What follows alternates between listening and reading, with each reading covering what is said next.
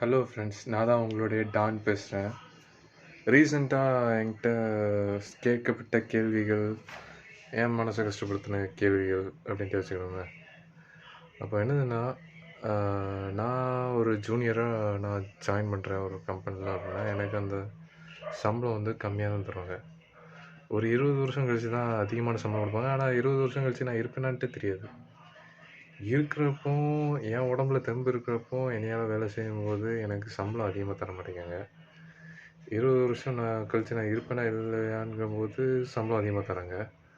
அப்போ என்னையோட சீனியர் ஒரு 40 வயசுனா அவரால் என்னுடைய வேலையை செய்ய முடியல. அப்போ எல்லாரும் கம்மியான வயசில் உள்ள பையங்களுக்கு தானே அதிகமான சம்பளம் கொடுக்கணும். ஆனால் அதிகமான வயசானவங்களுக்கு எதுக்கு சம்பளம் கொடுக்காங்க? அதுக்கு 2 பேரும் என்னைய மாதிரி ஆட்களை வேலைக்கு வச்சிடலாமே. Okay, see you, bye.